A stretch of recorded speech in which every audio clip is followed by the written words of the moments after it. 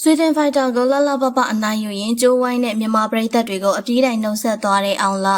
ပရိသတ်များအားလုံးပဲမင်္ဂလာပါရှင် TK Media ကနေပြန်လည်ကြိုဆိုလိုက်ပါတယ်မြန်မာပရိသတ်တွေရဲ့အချစ်တော်ကမ္ဘာလယ်မှာမြန်မာနိုင်ငံကုန်ကိုဆောင်ခဲ့တဲ့တပါ Miss Fighter အောင်လအန်ဆန်ကတော့သူရဲ့နောက်ဆုံးခရီးလမ်းကိုအောင်ပွဲနဲ့အဆုံးသတ်ရင်းနဲ့ပြိုင်ဘက်ကစားသမားဆွေတင်လူမျိုး Sebastian Kazakstan ကိုအလဲထိုးလက်သီးတွေနဲ့အနိုင်ယူပြီးတော့ကျိုးဝိုင်းထဲကနေအပြေးတိုင်နှုတ်ဆက်ထွက်ခွာသွားခဲ့ပြီဖြစ်ပါတယ်အောင်လရဲ့ဒီနောက်ဆုံးပွဲမှာတော့မြန်မာနိုင်ငံရဲ့ကန်နဝင် Rock အဆိုတော်ကြီး၄ဖြူကိုယ်တိုင်သူရဲ့နာမည်ကျော်အမဲလိုက်အကသချင်းကိုတီးဆိုပေးခဲ့တာကတော့ပရိသတ်တွေတော့တမိုင်းဝင်မြင်ကွင်းတစ်ခုပဲဖြစ်ပါတယ်။ဒါအပြင်အခက်အခဲတွေနဲ့ကြုံတွေ့နေရတဲ့မြန်မာပြည်သူတွေအတွက်လည်းအားပေးစကားပြောကြားခဲ့ရကြောင်းအောင်လအန်ဆန်တယောက်ကတော့ဒီလိုနှုတ်ဆက်သွားတာကပရိသတ်တွေအတွက်ဝမ်းသာခြင်းနဲ့ဝမ်းနည်းခြင်းကိုတပြိုင်နက်တည်းခံစားခဲ့ရတဲ့ညတညပါပဲ။အောင်လအန်ဆန်တို့ဟာပြီးခဲ့တဲ့ဆယ်စုနှစ်တစ်ခုလုံးမှာမြန်မာဆိုတဲ့နာမည်ကိုကမ္ဘာကသိအောင်ဂုဏ်ဆောင်ခဲ့တဲ့အားကစားသူရဲကောင်းတူပါလွန်ခဲ့တဲ့10နှစ်ကျော်ကမြန်မာပြည်သက်အများစုက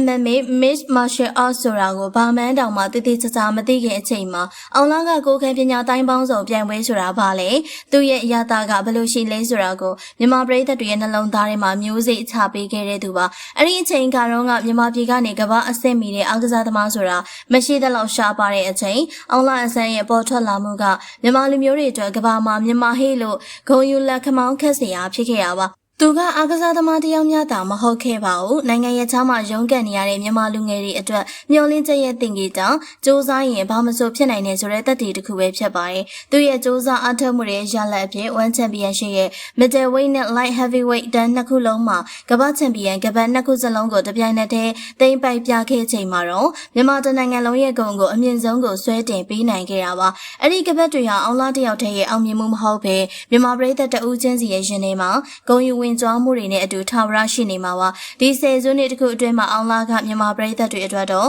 အားကြအတွေ့ယူစရာမျှော်လင့်အားကိုးရာသူရဲကောင်းတယောက်ပါပဲအခုတော့အောင်လကအသက်40အရွယ်မှာသူရဲ့နောက်ဆုံးပွဲစဉ်မှာတော့ပြည်သက်တွေလုံးဝစိတ်ကြည်နက်မှုရစေမယ်ပွဲတစ်ပွဲကိုဖန်တီးပေးသွားခဲ့ရပါဆွီဒင်ကစားသမား Sebastian Kazakstan ကိုမြန်မာပြည်သက်တွေအသေးဆွဲတမ်မနစ်လက်သီးတွေကိုဒရဇက်ထိုးသွင်းရင်းနဲ့ဒုတိယအချိန်မှာပဲအလဲထိုးနဲ့နိုင်ယူပြသွားခဲ့ရဖြစ်ပါတယ်အောင်လာကျိုးဝိုင်းလေးကိုဝင်လာတဲ့ချိန်မှာတော့မြန်မာ Rocky တာရဲ့ဘရင်လေးဖြူကိုယ်တိုင်ကအောင်လာရဲ့ trademark သချင်းဖြစ်တဲ့အမဲလိုက်အကကိုတီးဆိုဖျော်ဖြေခဲ့ရကကွင်းထဲကပရိသတ်တွေအတွက်ရောရုပ်သံကနေအားပေးနေတဲ့ပရိသတ်တွေအတွက်ပါတကူလုံးကြက်သေးထားစရာကောင်းလောက်အောင်ဂုဏ်ယူစရာမြင်ကွင်းတစ်ခုဖြစ်ပါတယ်။ပွဲအပြီးနှုတ်ဆက်စကားပြောကြားရမှာတော့အောင်လာကဒီ10နှစ်တာကာလပတ်လုံးသူ့ကိုမမိတ်မတုံအားပေးခဲ့ကြတဲ့မြန်မာပရိသတ်တွေကိုအထူးကျေးဇူးတင်ကြောင်းမျက်ရည်တွေဝဲပြီးတော့ပြောကြားခဲ့ရပါ